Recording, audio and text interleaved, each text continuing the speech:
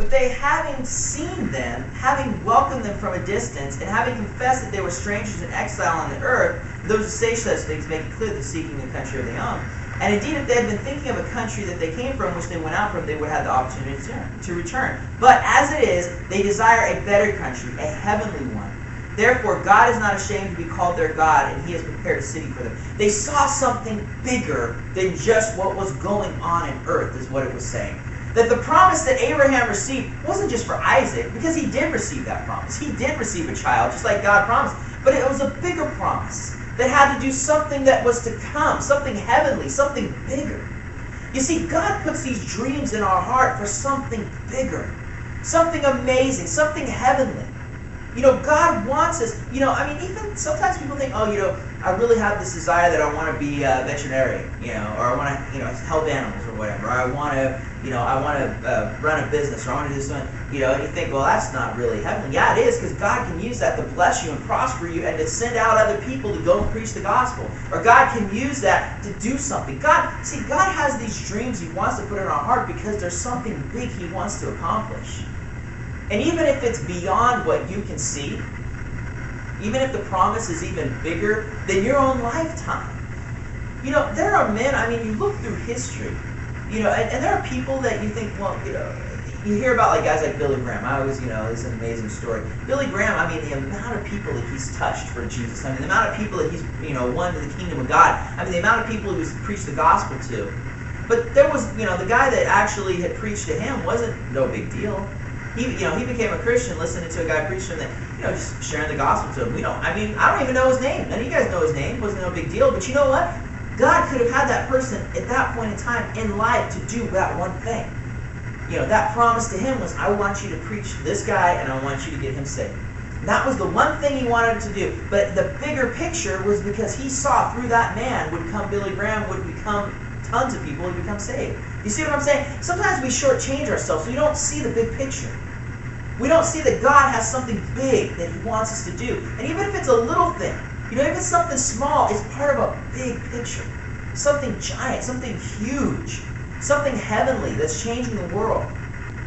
I want you to understand every little thing. Even the little things that we do every day. I always kind of look at it like, you look at those pictures, a good example, like they used to have at Disneyland where it's like a bunch of little pictures that when you step backwards, you see like a bigger picture of one thing. You know what I'm talking about? Mm-hmm. We have a bunch of little things that are all put together, but when you step all the way back, you see this big picture. It makes up something. That's how it is. Each one of us part of this one huge thing. Doing our part, doing what we're supposed to do. Okay, so go ahead and go back to Romans 4. Let me get into this a little more. God gave Abraham something to look at. Now, how has God given us something to look at? Who wants to take a crack at that one? What did God give us to look at? You want to try it, Josiah? What did God give to us to look at? Okay, he gave us stars. That's good.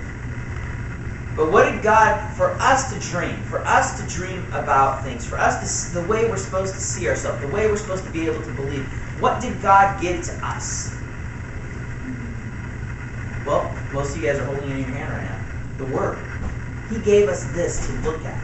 Now look at this here back in Romans 4. I want to get into this again real quick. 4:17. When God promised Abraham in verse 17, he said, "A father of many nations I have made you."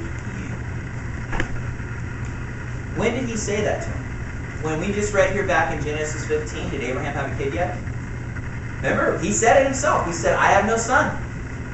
But God said, "I have made you a father of many nations." You see, in God's mind, and follow me, if you don't get anything else out of this, get this.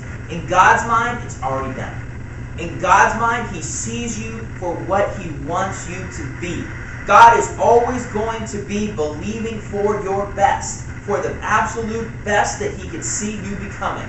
It's up to you to agree with it. It's up to you to get a hold of that vision and get with God and say, "Yes, I agree with this. Yes, this is me. Yes, this is who I am going to be."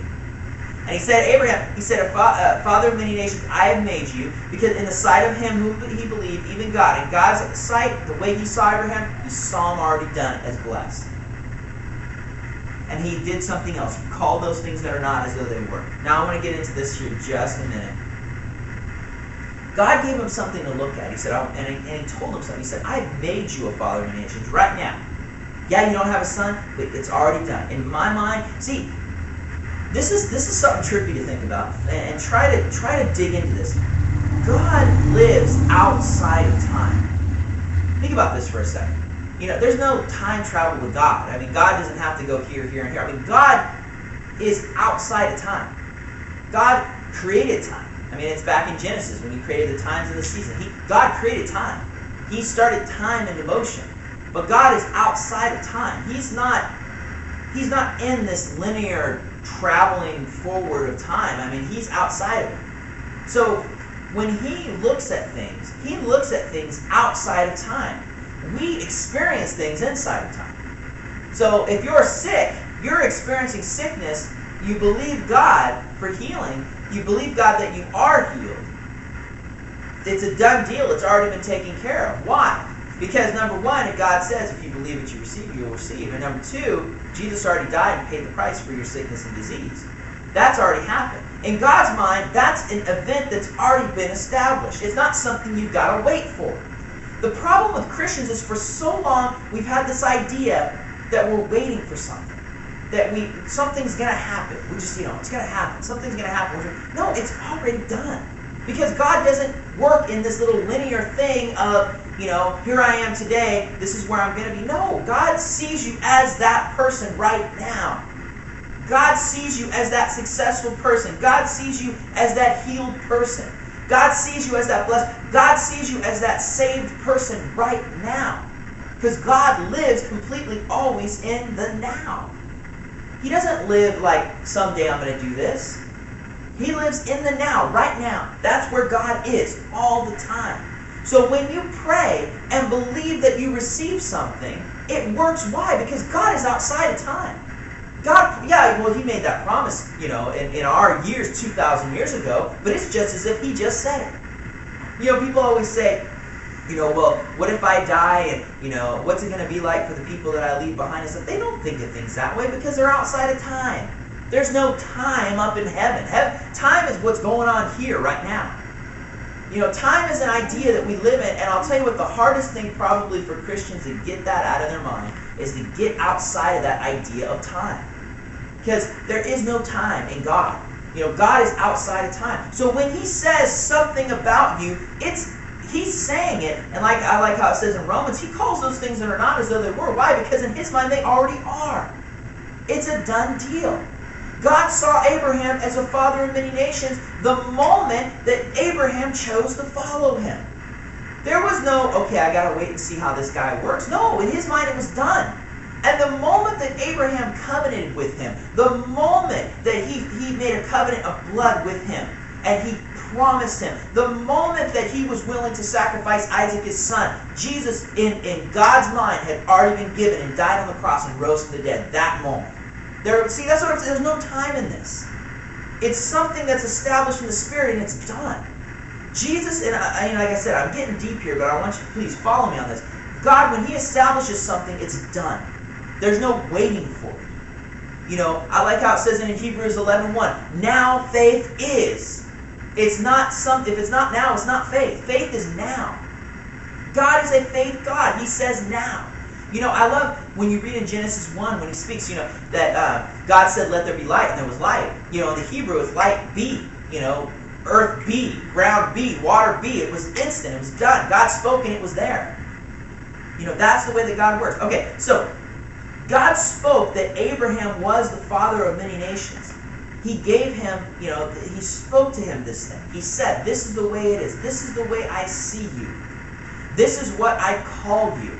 Now, I want you to do the same.